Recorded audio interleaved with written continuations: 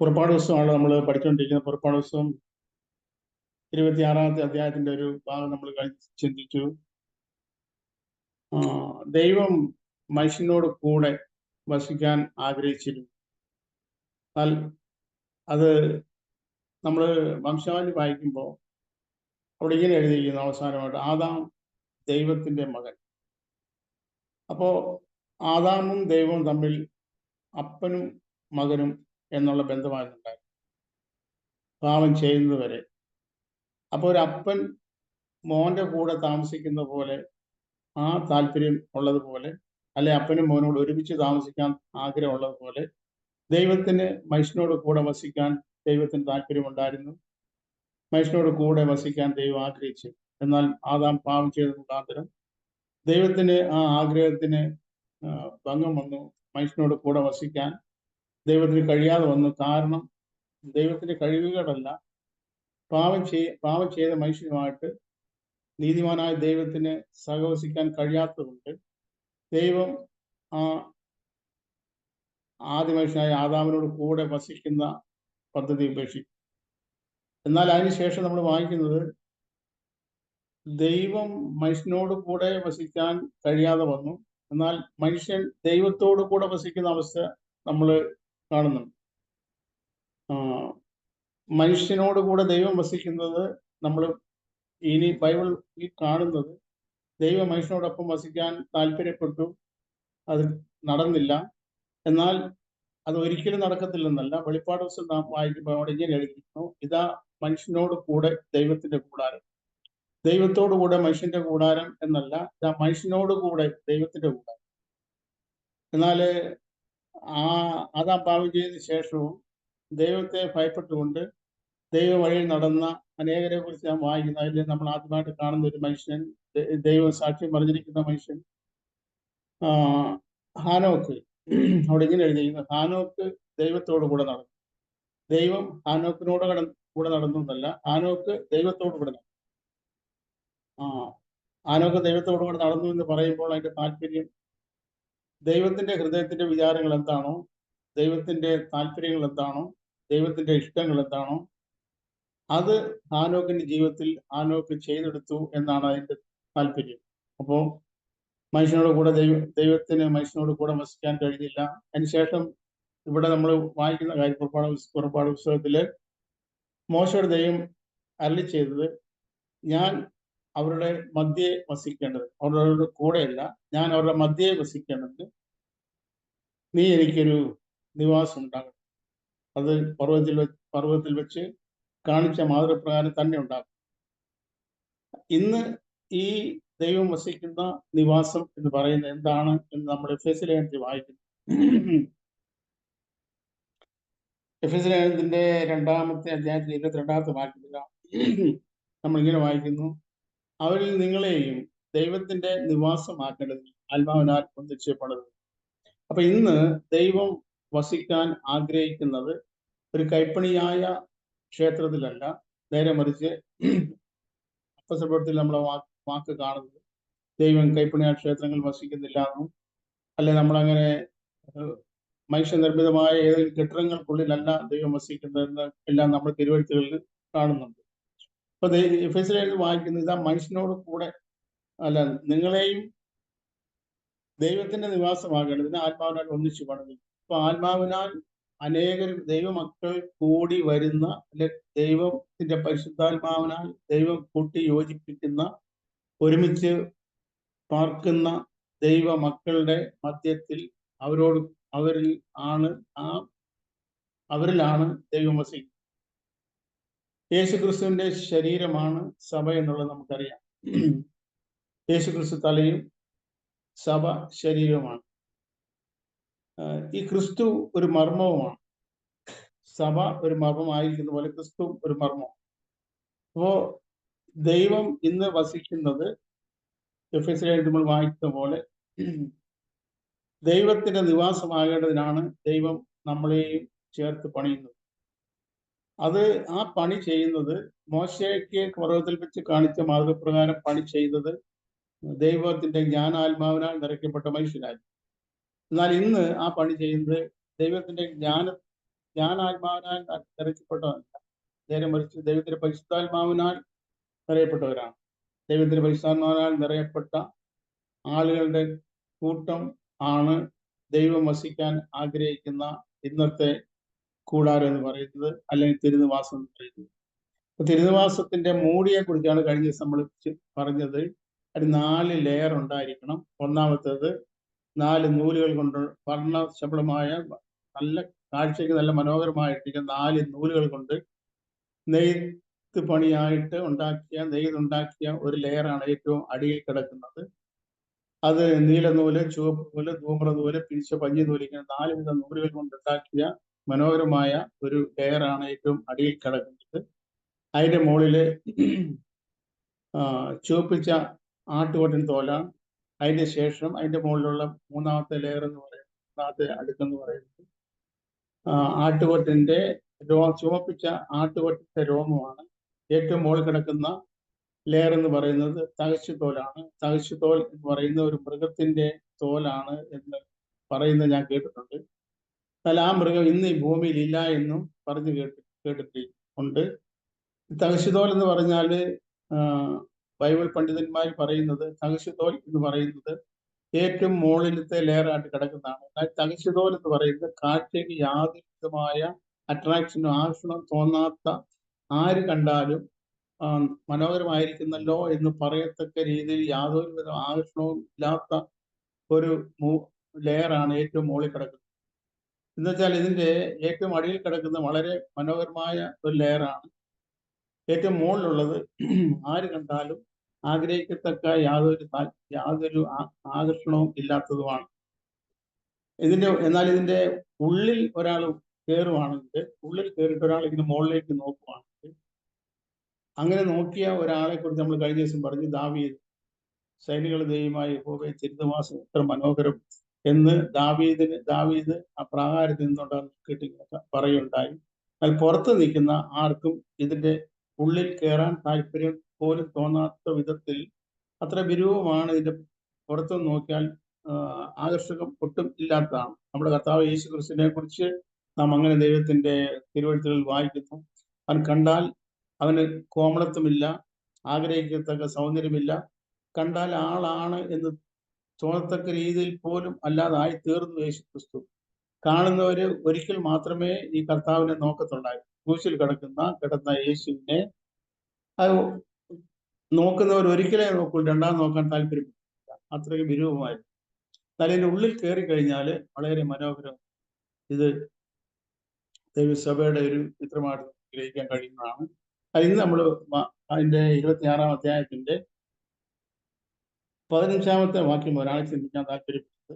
അവിടെ ഇങ്ങനെ എഴുതി, തിരുനിവാസത്തിന് കതിരമരം കൊണ്ട് നിവരെ നിൽക്കുന്ന പലകകളും ഉണ്ടാക്കണം. ദൈവം വസിക്കാൻ ആഗ്രഹിക്കുന്ന തിരുനിവാസത്തിന് പലകൾ വേണം. അത് അവിടെ പ്രത്യേകിച്ച് പറഞ്ഞിരിക്കുന്നു, നിവരെ നിൽക്കുന്ന പലകളായി. പലകൾ പല വിധത്തിലുള്ള പലകളുണ്ട്. നമുക്കറിയാം, പല അറുത്ത് കുറച്ചു കാലം വെച്ച് കഴിഞ്ഞാൽ ചിലപ്പോൾ പെൻഡായി പാസ്സാകും. എന്നാൽ തിരുനിവാസത്തിന്റെ പലകൾ എന്ന് പറയുന്നത് ഒരു കാരണവശാലും അങ്ങോട്ടോ ഇങ്ങോട്ടോ പെൻഡാകാൻ പാടില്ല. അല്പം പോലും ചാഞ്ഞും കരിഞ്ഞും ഉള്ള പലകള് ഈ തിരുനിവാസത്തിന്റെ പണിക്ക് ഉപയോഗിക്കാൻ പറ്റും. വളരെ നേരെ നിൽക്കുന്ന പലകളായി, ഒന്നിനാലും സ്വാധീനിക്കപ്പെടാത്ത നേരെ നിൽക്കുന്ന വ്യക്തികളായിരിക്കണം ഈ തിരുനിവാസത്തിന്റെ പണിക്ക് ഉപയോഗിക്കുന്ന പലകൾ എന്ന് പറയുന്ന പലകൾ നമ്മളെ ആശ്രയിപ്പിക്കും. ഓരോ വ്യക്തികളെയാണ് ഈ പലകൾ, ദൈവമക്കളെയാണ് ഈ പലകൾ ഉദ്ദേശിക്കുന്നത്. ആ പലകളുടെ പ്രത്യേകത അത് നേരെ നിൽക്കുന്നതായിരിക്കും. അങ്ങനെ 48 പലകള് ഈ തിരുനിവാസത്തിന് വേണമെന്ന് നമ്മൾ അതിന്റെ താഴെ ഭാഗത്തുമായി 48 പലകൾ. 48 പലകള് 15 പലക ഒരു വശത്തും, അതേപോലെ തന്നെ 20 പലക ഒരു വശത്തും, മറ്റേ വശത്ത് 20 പലകയും, പുറവശത്ത് 8 പലകയും ആയിട്ട് 48 പലകളാണ് ആകെ വേണ്ടത്.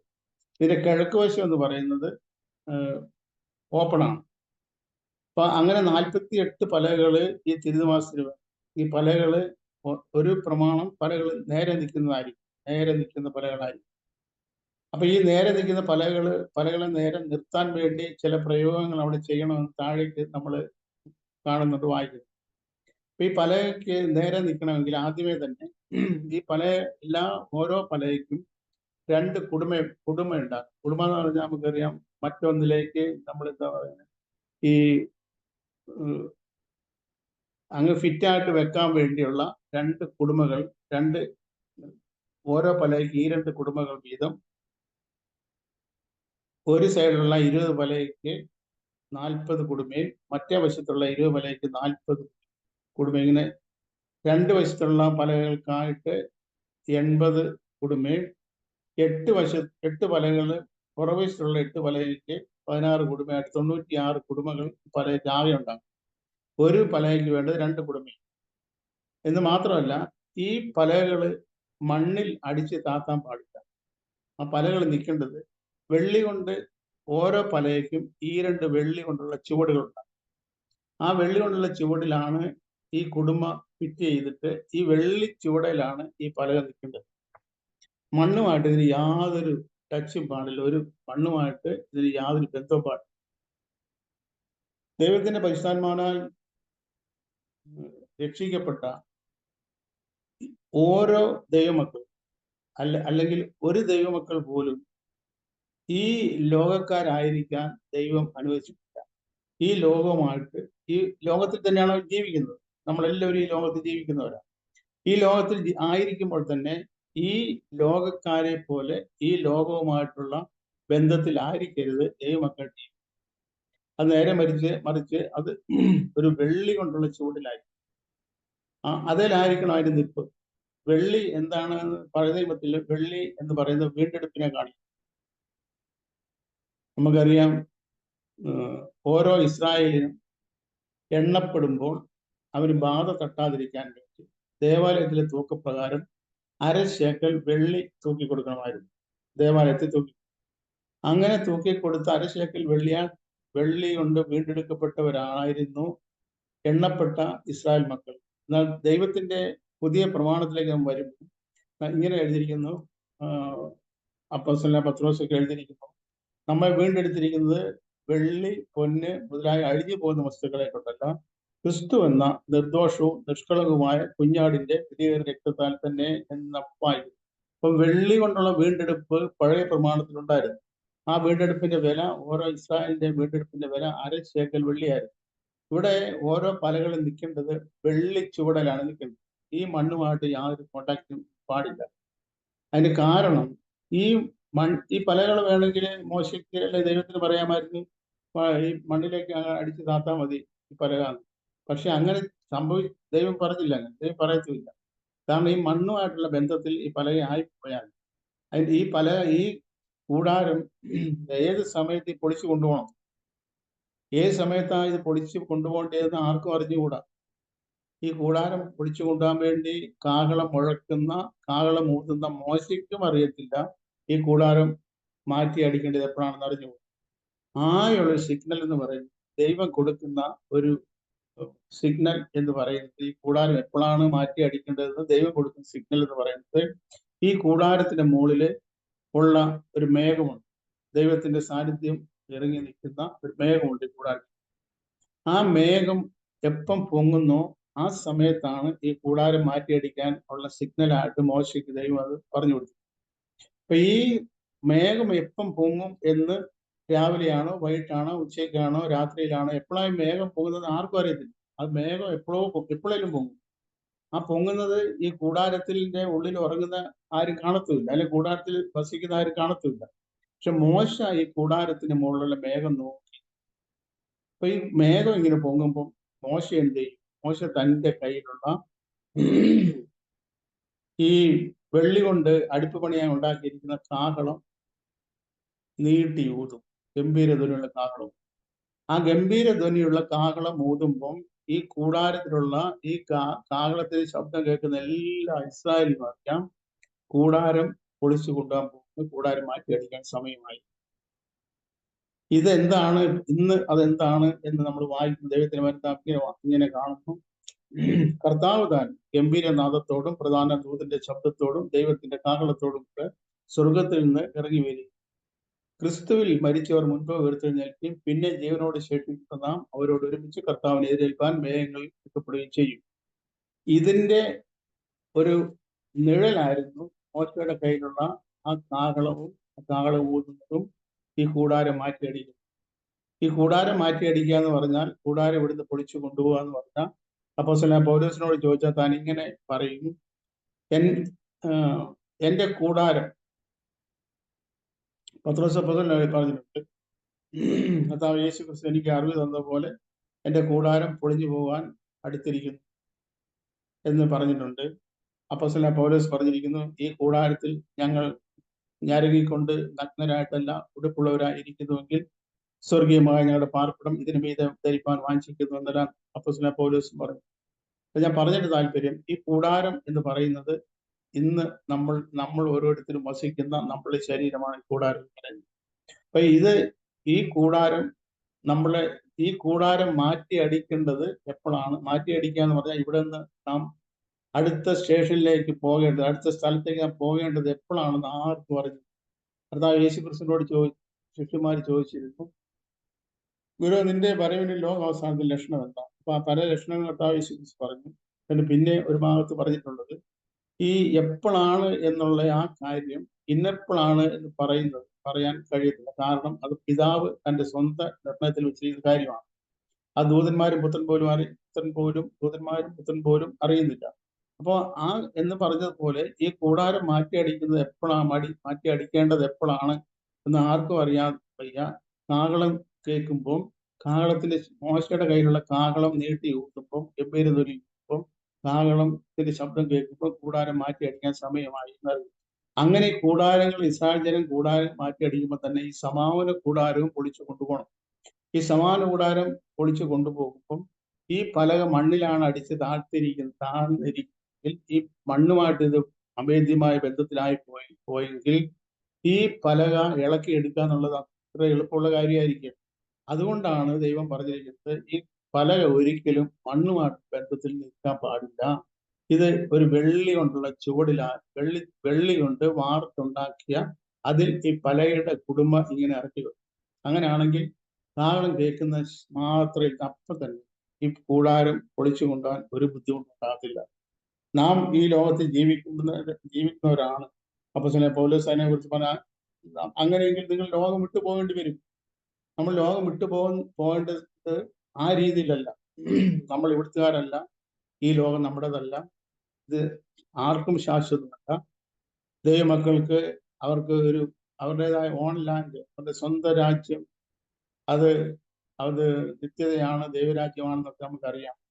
അപ്പൊ അവിടേക്ക് പോകാനുള്ള സമയം എപ്പോഴോ ആ സെക്കൻഡിൽ ഇവിടുന്ന് പോകാൻ വേണ്ടി റെഡിയായി എപ്പോഴും ഇരിക്കണം എന്നുള്ളതാണ് ഈ വെള്ളിച്ചുവടിലാണ് ഇരിക്കേണ്ടത് എന്നുള്ളത് കാണിക്കും. അങ്ങനെ ഈ പലകൾ നേരെ നിൽക്കുന്നതായിരിക്കണം, അത് വെള്ളിച്ചുവടിലായിരിക്കണം. മാത്രം പോരാ, അതിന്റെ 26-ാമത്തെ വാക്യത്തെ വായിക്കുന്നു, കതിരമരം കൊണ്ട് അന്താഴങ്ങൾ ഉണ്ടാക്കണം. തിരുനിവാസത്തിന്റെ ഒരു ഭാഗത്ത് പലകയ്ക്ക് 5 അന്താഴം, തിരുനിവാസത്തിന്റെ മറുഭാഗത്തെ പലകയ്ക്ക് 5 അന്താഴം, തിരുനിവാസത്തിന്റെ പടിഞ്ഞാറേ ഭാഗത്ത് പിൻവശത്തെ പലകൾക്ക് 5 അന്താഴം. ഇങ്ങനെ ഈ 10 മുഴം നീളമുള്ള പലകളാണ്. അതിന്റെ വീതി എന്ന് പറയുന്നത് 1.5 മുഴം. അപ്പൊ ഇങ്ങനെ 10 മുഴം നീളമുള്ള പലകയാണ് വെള്ളിച്ചുവടിൽ ഇങ്ങനെ നിൽക്കുന്നത്. അപ്പോ ഇത് നിൽക്കുന്ന മരുഭൂമിയിലാണ് നിൽക്കുന്നത് എന്നതുകൊണ്ട് മരുഭൂമിയിലെ ഈ പലകയ്ക്ക് വിരോധമായിട്ട് ഈ പലക ഇങ്ങനെ കാറ്റും മരുഭൂമിയിലെ കാലാവസ്ഥ കൊണ്ട് ഈ പലക ഇങ്ങനെ ബെൻഡ് ആയിപ്പോകാൻ സാധ്യത. നിവരെ നിൽക്കുന്ന പലകയായിരിക്കണം തിരുനിവാസത്തിൽ, പക്ഷെ ഈ പലക ചിലപ്പോൾ ഇങ്ങനെ ബെൻഡ് ആയിപ്പോകാനുള്ള സാധ്യതയുണ്ട്, വളഞ്ഞു പോകാൻ സാധ്യത. അങ്ങനെ വളയാതിരിക്കാൻ വേണ്ടി ദൈവം മോശയോട് പറഞ്ഞു, നീ 5 അന്താഴങ്ങൾ, ഈ 5 അന്താഴവും കതിരമരം കൊണ്ടായി. ഈ പലകളുടെ കതിരമരമാണ്, അന്താഴവും കതിരമരം തന്നെ. ഈ 5 അന്താഴങ്ങൾ ഉണ്ടാക്കിയിട്ട് ഈ ഓരോ എല്ലാ പലകയ്ക്കും, ഒരു പലകയ്ക്ക് ഈ 5 അന്താഴങ്ങൾ ചെലുത്തത്തക്ക രീതിയിൽ അതിന് കൊളുത്തുണ്ടാക്കും. ഈ കൊളുത്തിൽ കൂടെ അന്താഴങ്ങളെല്ലാം പോകണം. എന്നാൽ നടുക്ക് ഒരു അന്താഴം, ആ അന്താഴം ഈ കൊളുത്തിൽ കൂടെ അല്ല ഇറക്കേണ്ടത്, നേരെ മറിച്ച് ഈ പലക തുറന്നിട്ട് അതിൻ്റെ ഉള്ളിൽ കൂടെ ഇങ്ങനെ ആണ് ഈ അന്താഴം ഒഴുകുന്നത്. ആ അന്താഴം പുറത്ത് നിന്ന് നോക്കിയാൽ കാണത്തില്ല. ബാക്കി 4 അന്താഴം പുറത്ത് നിന്ന് നോക്കിയാൽ കാണാം. ഈ 5 സെൻട്രലുള്ള ഒരു അന്താഴം പുറത്ത് നിന്ന് നോക്കിയാൽ നമുക്ക് കാണാൻ പറ്റും. അവിടെ അപ്പോസ്തലനായ പൗലോസ് ഇങ്ങനെ എഴുതിയിരിക്കുന്നു, എല്ലാവരുടെയും മീതെ സമ്പൂർണ്ണതയുടെ ബന്ധമായ സ്നേഹം ധരിക്കും. അപ്പോൾ ഈ ഒരു അന്താഴം ഇതിന്റെ ഉള്ളിൽ കൂടെ പോയിരിക്കുന്നു. ഈ എന്താണ് ഈ 5 അന്താഴം? ഇന്നത് എന്താണ്? എഫേസ്യ ലേഖനത്തിൽ നമ്മളിങ്ങനെ വായിക്കും. എഫേസ്യ ലേഖനം 4-ാം അധ്യായത്തിന്റെ 11-ാമത്തെ വാക്യമാണ്. എന്താണ് 5 അന്താഴങ്ങൾ? 5 അന്താഴം എന്താണെന്ന് അവിടെ എഴുതിയിരിക്കും. ഈ മോശയുടെ ന്യായപ്രമാണ പ്രകാരം ഈ ദൈവത്തിന്റെ സമാന പ്രകാരം അല്ല തിരുനിവാസത്തിന്റെ 10 മുഴം ഉയരമുള്ള 1.5 മുഴം വീതിയുള്ള ഈ പലകകൾ മരുഭൂമിയിൽ നിൽക്കുമ്പോൾ മരുഭൂമിയിലെ ചൂടും മരുഭൂമിയിലെ കാലാവസ്ഥ പ്രതികൂലമായിരിക്കുന്നത് അത് ബെൻഡായി പോകാൻ വളഞ്ഞു പോകാൻ സാധിക്കും, അങ്ങോട്ടും ഇങ്ങോട്ടും തിക്കിത്തിരക്കാൻ സാധിക്കും. അതുകൊണ്ട് അങ്ങനെ സംഭവിക്കാതിരിക്കാൻ 5 അന്താഴങ്ങൾ വേണം. ഈ 5 അന്താഴങ്ങൾ എന്താണെന്ന് എഫേസ്യർ അത് ഒന്നാമത്തെ അന്താഴം പറയുന്നത് അപ്പോസ്തലന്മാരാണ്. അവൻ ചിലരെ അപ്പോസ്തലന്മാരായും ചില പ്രവാചകന്മാരായും എന്ന ഒരു ഭാഗം എഫേസ്യർ 4-ാം അധ്യായത്തിന്റെ 11-ാം വാക്യത്തിൽ നമ്മൾ കാണും. അവിടെ 5 വിധ ദൈവ ശുശ്രൂഷക്കാരുണ്ട്. ദൈവത്തിന്റെ സഭയിലുള്ള 5 വിധത്തിലുള്ള ദൈവ ശുശ്രൂഷക്കാരെ അവിടെ നമ്മൾ കാണും. ഈ ശുശ്രൂഷക്കാരും ഈ പലകൾ പോലെ തന്നെ, അഥവാ ഈ 5 പേർക്ക് പ്രത്യേകതകളൊന്നുമില്ല. ഈ അന്താഴത്തിനും ഈ പലകയ്ക്കും പ്രത്യേകതകളൊന്നുമില്ല. ആകെ എന്താ, എല്ലാം കതിരമരം. നമ്മളെല്ലാവരും ഒരുപോലുള്ള, ഒരു മാറ്റമില്ല. അപ്പോസ്തലനായ പൗലോസും പത്രോസും ഒക്കെ പറയുന്നു. പത്രോസ് കൊർന്നല്യോസിന്റെ വീട്ടിൽ, ജാതിയനായ കൊർന്നല്യോസിന്റെ വീട്ടിൽ ചെല്ലുന്നു. അപ്പോൾ കൊർന്നല്യോസ് പത്രോസിന് വേണ്ടി കാത്തിരുന്ന പത്രോസ് ചെന്നപ്പം പത്രോസിന്റെ കാൽക്കല് കമന്ന് വീഴുവാണ് കൊർന്നല്യോസ്. ഉടനെ പത്രോസ് പറയുന്ന കാര്യമുണ്ട്, ഞാനും നിന്നെ പോലുള്ള മനുഷ്യനാണ്, ഒരു വ്യത്യാസമില്ല. ഈ കതിരമരങ്ങൾ ഉണ്ടാക്കിയ അവൻ തന്നെയാണ് ഞാനും എന്നാണ് ആത്മീയമായിട്ട് നമുക്ക് ആഗ്രഹിക്കാം. നീ കതിരമരമാണ്, ഞാനും കതിരമരം തന്നെ, നമ്മൾ തമ്മിൽ ഒരു വ്യത്യാസവും. ഞാനും നിന്നെ പോലുള്ള മനുഷ്യനാണ്. പൗലോസ് പറയുന്നില്ല. പൗലോസ് അവിടെ മുടന്നിലെ സൗഖ്യമാക്കി കഴിഞ്ഞപ്പോൾ അവിടെയുള്ളവരെല്ലാം പൂമാലയെ കൊണ്ട് പൗലോസിനെയൊക്കെ സ്വീകരിക്കാൻ ചെന്നപ്പോൾ പൗലോസ് ബന്ധപ്പെട്ട് തന്റെ വസ്ത്രം കീറിക്കൊണ്ട് പുരുഷാരത്തിന്റെ അടുത്തേക്ക് ഓടിച്ചെന്ന് പറയുന്നത്, ഞങ്ങൾ നിങ്ങൾക്ക് സമസ്വഭാവമുള്ള മനുഷ്യരെത്രേ ദൈവം എന്ന് പറഞ്ഞിട്ട് അവരെ തങ്ങൾക്ക് വേണ്ടി യാഗം കഴിക്കാതിരിക്കാൻ വളരെ പ്രയാസത്തോടെ തടഞ്ഞു എന്നൊക്കെ നമ്മൾ അപ്പോസ്തലന്മാരിൽ വായിക്കുന്നു. ഇത് മാത്രമല്ല, ദൈവത്തിന്റെ പരിശുദ്ധാത്മാവിനെ രേഖപ്പെടുത്തിയിരിക്കുന്നത് ഏലിയാവിനെ കുറിച്ച് പറഞ്ഞിരിക്കും. ഏലിയാവ് നമുക്ക് സമസ്വഭാവമുള്ള മനുഷ്യനെത്ര. ഞാൻ പറഞ്ഞൊരു താല്പര്യം, ഈ പലകകൾ പോലെ തന്നെയാണ് അന്താഴങ്ങൾ, ഒരു വ്യത്യാസമില്ല. എന്നാൽ ദൈവം ഒരു പലകളായിട്ട് 48 പലകളെ അല്ലെങ്കിൽ കുറെ പലകളെ ദൈവ സമാന കൂടാരത്തിൽ തിരുവാക്കിന് വേണ്ടി സെലക്ട് ചെയ്തു. മോശ മുഖാന്തരം അങ്ങനെ പലകളെ സെലക്ട് ചെയ്തു. അപ്പൊ തന്നെ ഈ പലകൾ നേരെ നിൽക്കുക എന്നുള്ളതാണ്, പലകളെ നേരെ നിർത്തുക എന്നുള്ളതാണ് അന്താഴത്തിന്റെ കടമ. ഈ 5 അന്താഴങ്ങൾ എന്താണെന്ന് എഫേസ്യരിൽ കാണുന്നു. അതിന്റെ അടിയിൽ നമ്മൾ വായിക്കുന്നത്, എന്തിനാണ് ഈ 5 ശുശ്രൂഷക്കാർ സഭയിൽ? അവരെ ദൈവത്തിൽ തികഞ്ഞവരാക്കി എല്ലാവരും തീർക്കാൻ വേണ്ടിയാണ് എന്ന് അവിടെ എഴുതിയിരിക്കുന്നു. അപ്പോൾ ഈ 5 അന്താഴങ്ങളും ഈ പലകളും തമ്മിലൊരു വ്യത്യാസമില്ല. രണ്ടും കതിരമരമാണ്, എന്നാൽ രണ്ടിനും ഒന്ന്. ഈ ഒരു വ്യത്യാസമില്ലാതെ ഇത് തമ്മിൽ ഒരു വ്യത്യാസമില്ല. സഭയില് എന്തെങ്കിലും ശുശ്രൂഷ ദൈവം ഒരാളെ ഏൽപ്പിച്ചു എന്നതുകൊണ്ട് അവൻ മറ്റവനിൽ നിന്ന് ആത്മീയമായിട്ട് ഉന്നതനാണ്, അല്ലെങ്കിൽ താണവനാണ്, അല്ലെങ്കിൽ ദൈവത്താൽ അധികമായി അംഗീകരിക്കപ്പെട്ടവനാണ്, അല്ലെങ്കിൽ കുറച്ച് ഇങ്ങനെ വ്യത്യാസമൊന്നുമില്ല. എല്ലാവരും ഒരുപോലെ ദൈവത്താൽ അംഗീകരിക്കപ്പെട്ടവരാണ്. എന്നാൽ ദൈവത്തിന്റെ സഭയില് ഈ എല്ലാ മനുഷ്യരെയും ഒരുപോലെ നിർത്താൻ വേണ്ടി ദൈവം ഓരോരുത്തരെ തെരഞ്ഞെടുത്തിരിക്കുന്നു, ഓരോ കർത്തവ്യങ്ങൾ, കടമകൾ അവർക്ക് കൊടുത്തിരിക്കുന്നു. അത് ഒരുവൻ മറ്റൊരുത്തിനേക്കാൾ ശ്രേഷ്ഠനാണെന്ന് എല്ലാവരും ആത്മീയമായിട്ട് ഒരുവൻ മറ്റൊരുത്തിനെ തന്നെക്കാൾ ശ്രേഷ്ഠൻ എണ്ണണം എന്ന പ്രമാണമുണ്ട്. പക്ഷെ ആ ശ്രേഷ്ഠനാണെന്ന് ഭാവിക്കാൻ യാതൊരു കാരണവും ഇല്ല. കാരണം എല്ലാവരും കതിരവൻ, എല്ലാം കതിരവൻ, ഒരു വ്യത്യാസമില്ല. ഞാൻ എന്തോ റോസ് വുഡാണെന്നോ അല്ലെങ്കിൽ കുറച്ചുകൂടെ ചന്ദനമാണെന്നോ അങ്ങനെ എന്തെങ്കിലും അവകാശപ്പെടാൻ ആർക്കും. അപ്പോൾ അങ്ങനെ 5 അന്താഴ ഈ പലകള് 48 പലകൾ വേണം. ഈ പലകള് ഒരേ മാതിരി ഹൈറ്റ് ഉള്ളത്, 10 മുഴം ഉയരമുള്ളതായിരിക്കണം. ഇത് 2 കുടുമകൾ ഇതിന് വേണം. ഈ കുടുമകൾ രണ്ടും വെള്ളി ചൂടിലാണ് നിൽക്കേണ്ടത്. ഈ എല്ലാ പലകളും വെള്ളി ചൂടിൽ നിൽക്കണം. ഈ പലകളെ നേരെ നിർത്താൻ വേണ്ടി 5 അന്താഴങ്ങൾ വേണം. ഇനി അടുത്തതായിട്ട് നമ്മൾ വായിക്കുന്നത് ഈ അതിൻ്റെ 31-ാമത്തെ വാക്യത്തിലാണ്. 26-ാം അധ്യായത്തിന് 31-ാമത്തെ വാക്യം. ഇനി എന്താണ് ചെയ്യേണ്ടതെന്ന് മോശയോട് ദൈവം പറയാണ്.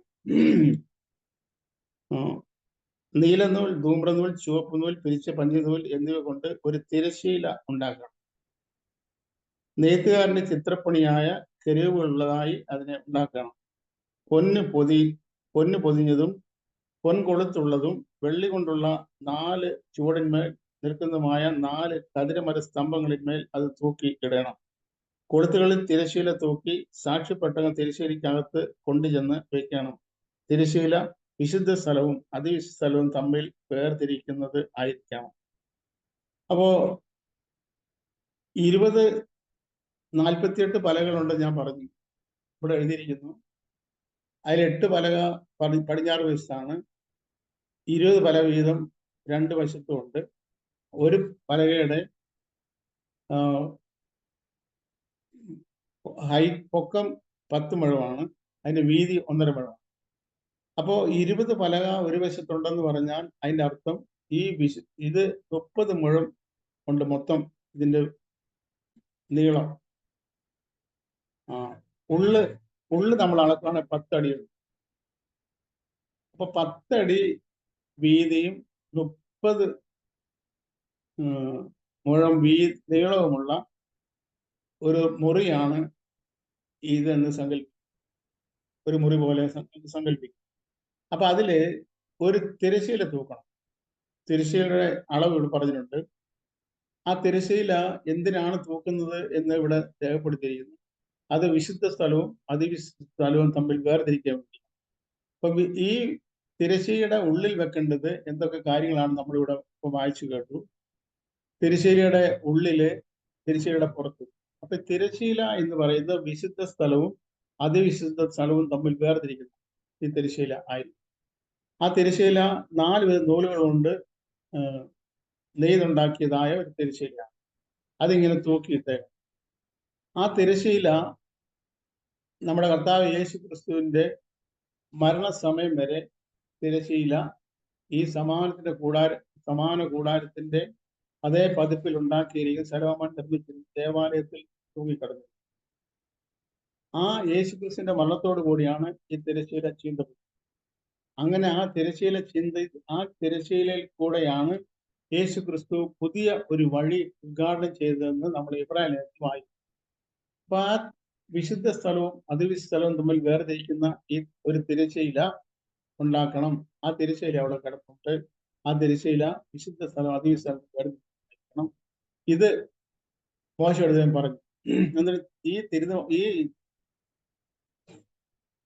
ഈ വിശുദ്ധ അതിവിശുദ്ധ വേർതിരിക്കുന്ന ഈ തിരശ്ശീലയുടെ ഉള്ളിലുള്ള ഉപകരണങ്ങളെ കുറിച്ച് നമ്മൾ വായിച്ച്, പുറത്തുള്ള ഉപകരണങ്ങൾ പറയുന്നത് കാഴ്ചാപ്പത്തിന്റെ മേശയുണ്ട്, നിലവിളക്കുണ്ട്. ഈ 2 കാര്യം തിരശ്ശീലയുടെ പുറത്തുള്ളതായിരിക്കും. ദൈവം അനുവദിച്ചാല് ബാക്കിയുള്ള മുന്നോട്ടുള്ള കാര്യങ്ങൾ നമുക്ക് അടുത്ത ക്ലാസ്സിൽ ചിന്തിക്കാം. ഇപ്പോ ഒരു തിരശ്ശീല തൂക്കുന്ന കാര്യം വരെ നമ്മൾ ചിന്തിച്ച് നിർത്തിയിരിക്കുന്നു. ആ തിരശ്ശീല വിശുദ്ധ സ്ഥലവും അതിവിശുദ്ധ സ്ഥലം വേർതിരിക്കുന്നതായിരിക്കണം. ഇത് കർത്താവ് യേശു ക്രിസ്തുവിന്റെ മരണം വരെ ഇത് അവിടെ നിന്നിരുന്നു എന്ന് നമുക്ക് ചിന്തിച്ചു. എബ്രായത്തിൽ നമ്മൾ വായിക്കുന്നു, യേശു തന്റെ ദേഹം തിരശ്ശീല ചീന്തി പുതിയ ഒരു വഴി നമുക്ക് വേണ്ടി തുറന്നു.